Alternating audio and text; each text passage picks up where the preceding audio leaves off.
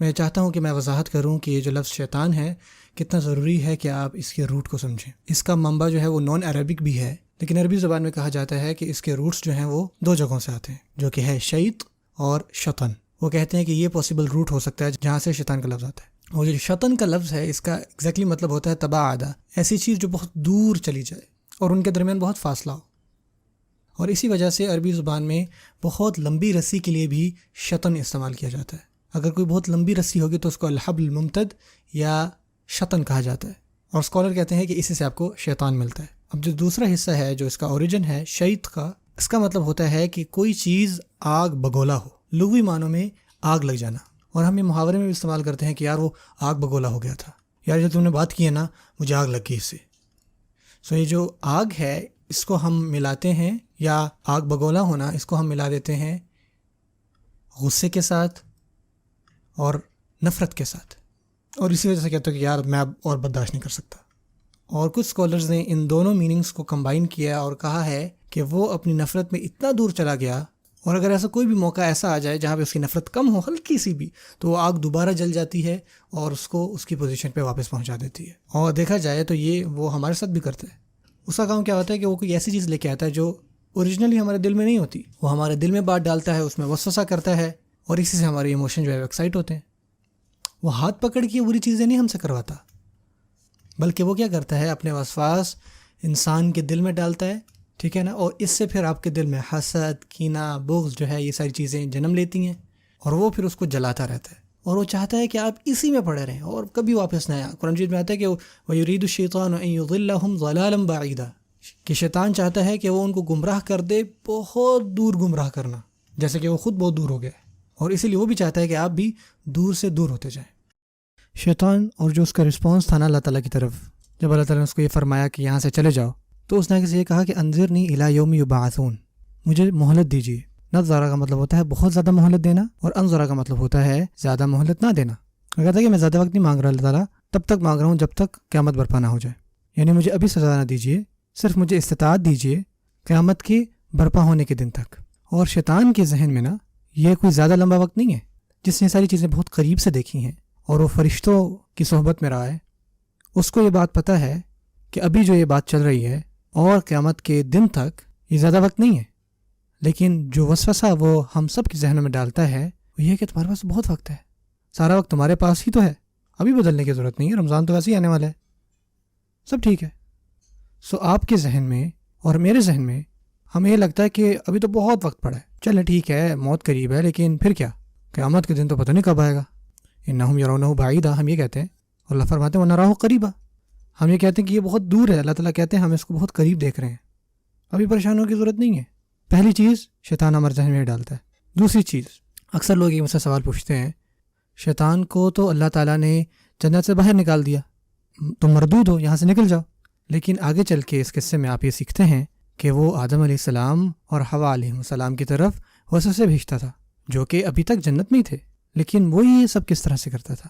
سو اس کا سیدھا سا جواب یہی ہے، بیسکلی جو اللہ تعالیٰ نے اس کو ایک استطاعت دی ہے وہ یہی ہے کہ وہ دور رہتا ہے، ٹھیک ہے، اس کے نام میں ہی آتا ہے نا تباعدہ، دور رہنے والا، جو دور ہوا۔ لیکن اللہ تعالیٰ نے اس کو یہ استطاعت دی ہے کہ وہ اپنے وسوسے ہم تک پہنچا سکتا ہے، اور یہ چیز آج کے دور میں ہمارے لیے امیجن کرنا زیادہ مشکل نہیں ہے، کیونکہ ہم یہ جانتے ہیں کہ ہم سے لوگ بہت دور رہ رہے ہوتے ہیں، لیکن ان کی آوازیں، ان کی شکلیں ہم تک پہنچ رہی ہوتی ہیں، اور یہ ساری چیزیں اگر آپ 100-200 سال پیچھے چلے جائیں اور یہ سب ان کو جا کے بتائیں تو وہ کہیں گے یہ تو جادو ہے، یعنی آپ اپنے والدین سے بات کر سکتے ہیں اتنی دور، لیکن آج یہ صرف آئی فون ہے یا ویڈیو کال ہے۔ سو یہ بات سمجھنا کہ اس کے وسوسے دور سے بھی پہنچ جاتے ہیں، یہ ایک ایسی استطاعت اللہ تعالیٰ نے دی ہے شیطان کو جو یہ اس کے پاس ہے۔ شیطان اس نے اتنی مہلت کیوں مانگی؟ اس کو پتہ تھا سزا آ رہی ہے، اس کو پتہ تھا اتنی دور نہیں ہے، اس کو کیا چاہیے اس سب سے؟ اس کو یہ بات پتہ ہے کہ وہ اللہ کے عذاب سے نہیں بچے گا، اس کو یہ بات پتہ ہے کہ وہ مردود ہے، اس کے لیے اب کوئی کامیابی نہیں بچی پیچھے، اس سب کے آخر میں اس کے لیے کچھ نہیں ہے، اب اس کو کوئی چیز نہیں بچائے گی، کوئی معافی اس کو نہیں ملے گی، اس نے تمام امیدیں چھوڑ دی ہیں، اس سب سے بہت دور ہے، اس نے اپنا ذہن بنا لی ہے، اب اس سب کو کر کے وہ کیا پائے گا؟ اس کے ذہن میں یہ چل رہا ہے کہ جب تک میں اللہ تعالیٰ کو یہ ثابت کر دوں نا، صرف میں ناکام نہیں ہوں، ٹھیک ہے میں ناکام ہوا ٹھیک ہے، لیکن میری کامیابی یہ ہوگی کہ میں یہ ثابت کر دوں کہ یہ بھی ناکام ہے، دیکھا آپ سمجھتے تھے کہ میں ناکام ہوا، یہ بھی ناکام ہوں گے، اور میں یہ ثابت کروں گا آپ کو، مجھے تھوڑا وقت دیں. یہ ہے اس کی کامیابی، اس کے ذہن میں یہ اس کا گول ہے. اور پتہ کیا، یہ ایسا گول ہے جو کہ ایک وائرس کی طرح دوسرے لوگوں میں ڈالتا ہے. یعنی کہ ایسے بھی لوگ ہیں جن کی زندگی میں صرف یہی چل رہا ہوتا ہے کہ یار مجھے نہیں پرواہ اگر میں کچھ پاتا ہوں یا نہیں، بس میں یہ نہیں دیکھنا چاہتا کہ اس کے پاس فلانی چیز نہ آ جائے، اس کے پاس یہ چیز نہ ہو. ایگزیکٹلی یہی چیز آ کے آپ پڑھتے ہیں حابیل اور قابیل کے قصے میں. ان دونوں نے اللہ تعالیٰ کی راہ میں قربانی کی، ایک کی قربانی قبول ہوئی اور ایک کی قبول نہیں ہوئی. اس نے کہا کہ بھائی مجھے پرواہ نہیں کہ میری قربانی قبول ہوئی یا نہیں، میں یہ نہیں دیکھ سکتا کہ بھائی یہ کامیاب ہو گیا. سو انسانوں کے درمیان حسد آ جانا، بہن بھائیوں کے درمیان حسد آ جانا، والدین کے درمیان آ جانا. حتیٰ کہ میں نے ایسے بچے بھی دیکھے ہیں جنہوں نے مجھے یہ پتا کیا کہا، مجھے اپنے والدین نہیں پسند. کیوں نہیں پسند بیٹا آپ کو؟ کیونکہ ایک دوسرے سے اتنی محبت کرتے ہیں کہ مجھے بھائی عجیب لگ رہا ہے. یعنی یہ آپ کو عجیب لگ رہا ہے؟ ہاں مجھے پتا ہے، کیونکہ مجھے اس طرح کوئی نہیں ملے گا اتنی محبت کرنے والا. سنے ذرا باتیں، یہ عجیب بھی ہے اور اس سے ہنسی بھی آتی سن کے. لیکن ایسے ہیں بچے کہ شیطان اس کو اتنا مسخ کر دے کہ وہ یہ بھی سوچے. یعنی اگر آپ کو نہیں ملے گا نا تو آپ امید کریں کہ ان کو بھی نہ ملے. بس میں یہ چاہتا ہوں کہ یار ان کی زندگی بھی نا فارغ رہے، میں خوش رہوں گا. کچھ لوگ ایسے ہیں وہ تب تک خوش ہیں جب تک وہ کوئی آپ کی خبر نہ سن لیں. انہوں نے دیکھ لیا کہ یار آپ مسکرا رہے تھے، اس سے تو ان کی زندگی ہل جاتی. یہ کیوں خوش ہے؟ اس کو کس بات کی اتنی خوشی ہے؟ اس کے ساتھ کیا ہوا؟ مجھے لگا تھا یہ تو کہیں چلا گیا. میں نے سنا تھا کہ اس کی زندگی برباد ہے، اور اب میں یہ تصویر دیکھ رہا ہوں اور مجھے پتہ لگا کہ یار وہ تو بڑا خوش ہے. اچھا یہ کیا ہوا؟ اور پھر یہ سوچتے ہیں کہ یار اس سے کیسے چھٹکارا پایا جائے، کیسے وہ دوبارہ مسکرا رہے ہیں. وہ ان کے ذہن سے یہ بات نکل نہیں رہی ہوتی. اور یہی شیطان کی طرف سے آتی ہے. شیطان بھی ہمیں نا کامیاب نہیں دیکھ سکتا. سو اللہ تعالیٰ کیا کہتا ہے، مجھے تھوڑی مہلت دیں، میں اپنا کیس پروف کروں گا. اور پھر پتہ اس نے کیا کہا، وہ اس سے بھی نہیں چھپا یہ بتانے میں کہ وہ کیا کرے گا اور کیسے کرے گا. اور اللہ تعالیٰ نے پھر ہمیں بتایا، کیونکہ ہدایت کا ایک حصہ آپ کو پتہ ہو کہ آپ نے کہاں جانا ہے، اس کا ایک حصہ خطرناک راستے کون سے ہیں، آپ کے دشمن کون ہیں. اللہ تعالیٰ نے صرف ہمیں ہدایات نہیں دی کہ یہ دیکھیں یہ جنت ہے، یہاں پہ آپ کو جنت ملے گی، لیکن اللہ تعالیٰ نے ساتھ یہ بھی بتایا کہ یہ وہ ساری رکاوٹیں ہیں جو اس راستے میں آئیں گی. اور پھر وہ کہتا ہے اللہ تعالیٰ کو قال فبما اغویتنی، اور صرف اللہ تعالیٰ یہ آپ ہی کی وجہ سے آپ نے مجھے گمراہ کیا. یہ اس نے اللہ تعالیٰ کو کہا، صرف اور صرف آپ کی وجہ سے نا میں گمراہ ہوا ہوں. سو الزام کس پہ ٹھہرایا؟ اللہ پہ. یہ آپ کی اسکیم تھی، یہ آپ کا پلان تھا. آپ کو پتہ تھا اس سے مجھے تکلیف ہوتی ہے کہ آدم کو مٹی سے بنایا جا رہا ہے. آپ نے یہ بات میرے ذہن میں ڈالی اور آپ ہی کی وجہ سے میں نے گناہ کیا. یہ آپ کا قصور ہے، میرا قصور نہیں ہے. آپ نے اس سب میں مجھے ڈالا، آپ نے یہ میرے ساتھ کیا. آپ مجھے پسند نہیں کرتے، آپ مجھ سے نفرت کرتے ہیں، آپ نے مجھے نکال دیا، آپ نہیں چاہتے کہ مجھے معافی ملے. سو یہ سب جب آپ نے میرے ساتھ کیا نا، یہی سب میں ان انسانوں کے ساتھ کروں گا جن سے آپ بہت محبت کرتے ہیں. تو پہلا حصہ یہ ہوتا ہے کہ اللہ تعالیٰ پہ الزام ٹھہرانا.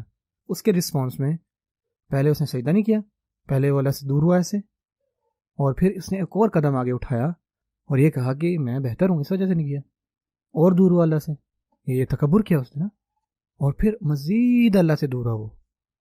اس نے جب یہ کہا کہ نا میں نہیں غلط، بلکہ آپ نے مجھ سے غلطی کروائی، نعوذ باللہ، آپ نے مجھے تکلیف پہنچائی. اس نے الزام اللہ تعالیٰ پہ ٹھہرایا. وہ اللہ سے مزید دور ہوا. سوچیں وہ انسانوں کے ساتھ کیا کرے گا. وہ ہم سب کے پاس آتا ہے اور سب سے پہلے ہم سے گناہ کرواتا ہے، اللہ تعالیٰ کی نافرمانی کرواتا ہے، کیونکہ ہم کہیں نہ کہیں تو اللہ تعالیٰ کی نافرمانی کر ہی رہے ہوتے ہیں. ہم پرفیکٹ تو ہیں نہیں، ہم غلطیاں کرتے ہیں. لیکن غلطی کرنا ایک بات ہے، ہو سکتا ہے آپ سے کوئی غلطی ہو گئی، اللہ تعالیٰ سے معافی مانگی، آپ نے توبہ کی، اللہ تعالیٰ کے سامنے روئے، آپ کو گلٹ اندر محسوس ہوا. یہی تو ہے کہ انسان کی صفت، اور یہ ہمیں آدم علیہ السلام جیسا بناتی ہے.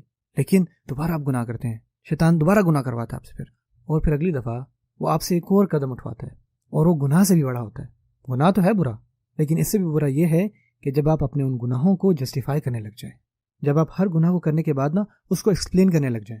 آپ نے گناہ کیوں کیا؟ یار بڑا پریشر تھا، یہ کر لیا میں نے، میری یہ وجہ تھی یا وہ وجہ تھی، تمہیں نہیں پتا میں کن حالات سے گزر رہا ہوں. سو جب آپ یہ کرنے لگ جائیں نا گناہ کے بعد، تو آپ شیطان والا عمل کر رہے ہیں، آپ دور ہو رہے ہیں. تباعد شیطانہ، اللہ تعالیٰ سے مزید دور ہونا. اور اس سے بھی بدترین کیا ہے کہ ایک انسان گناہ کرتا ہی جائے، کرتا ہی جائے، کرتا ہی جائے. اور جب آپ اس سے پوچھیں کہ یار آپ بار بار گناہ کیوں کر رہے ہیں، تو آگے سے آپ یہ کہیں کہ یار اللہ تعالیٰ یہی چاہتے ہیں مجھ سے. یار اگر اللہ تعالیٰ چاہتے نا تو میں بھی ایک اچھا انسان ہوتا. مجھے نہیں پتا وہ مجھ سے اتنی نفرت کیوں کرتے ہیں، کیا کیا انہوں نے میرے لیے، نعوذ باللہ. اور آپ کو ایسے لوگ ملیں گے جو اس گناہ کے گڑھے میں گری جا رہے ہیں، اور وہ اللہ تعالیٰ کے بہاف پہ آ کے بول رہے ہیں، اور وہی اسٹیپس ایگزیکٹلی وہی کر رہے ہیں جو شیطان نے کیا. جیسے شیطان دور ہوا، آپ بھی دور ہو رہے ہیں، اور اتنا دور ہو رہے ہیں نا اللہ تعالیٰ سے جس کی کوئی حد نہیں. یہ ہے تباعدہ. اور یہ سب کیوں ہوا؟ اس غصے کی وجہ سے. اس سب کے پیچھے نا یہ غصہ آ جانا، اور یہی وہ چاہتا ہے کہ وہ انسانوں کے ساتھ کرے.